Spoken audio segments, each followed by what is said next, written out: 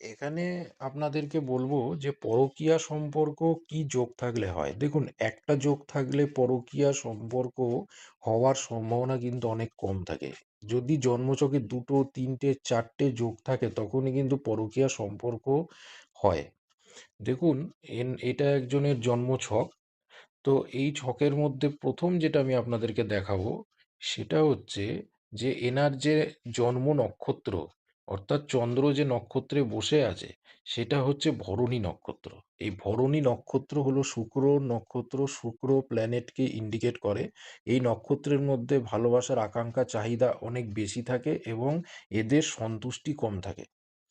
এর সঙ্গে এর সঙ্গে যেটা হচ্ছে সেটা হলো ইনি মাঙ্গলিক। এইটা হচ্ছে লগ্ন। এখান থেকে অষ্টম ঘরে মঙ্গল আছে শুক্রের সঙ্গে। মঙ্গল যদিও নিচস্থ কিন্তু মাঙ্গলিক। তো এখানে আরেকটা আমরা সাইন পেলাম।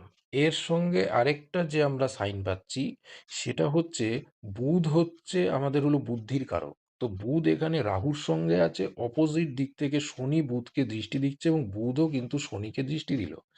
শনি আবার হচ্ছে কেতুর সঙ্গে আছে, যেটা হলো কোনো অ্যাডিকশন, কোনো নেশা বা কোনো হচ্ছে কুস্বভাব। এবং বুধ আর শনি একে অপরকে যখনই দৃষ্টি দেবে তখন সেখানে কিন্তু একটা নার্ভের সমস্যা, একটা ডিপ্রেশন, ভুল সিদ্ধান্ত নেয়া, এর সঙ্গে হলো কোনো কিছুতে হচ্ছে আবেগী হয়ে পড়া।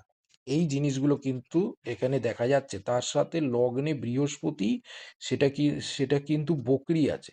যার জন্য কারোর কথা কিন্তু শোনেনি, অর্থাৎ বাড়ির কারোর কথা কিন্তু শোনেনি, কাউকে কিন্তু কিন্তু কেয়ার করে না।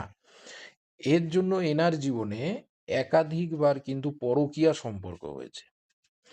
তো এর সঙ্গে আরেকটা জিনিস দেখাই, সেটা হলো শুক্র গ্রহ। এই শুক্র গ্রহ দেখুন হচ্ছে পূর্ণ বসু নক্ষত্রে আছে। পূর্ণ বসু মানেই হলো বারংবার, অর্থাৎ বারবার, অর্থাৎ একবার কোনো জিনিস তৈরি হবার পর যখন আবার সেটা হয় সেটা হলো পূর্ণ বসু নক্ষত্র।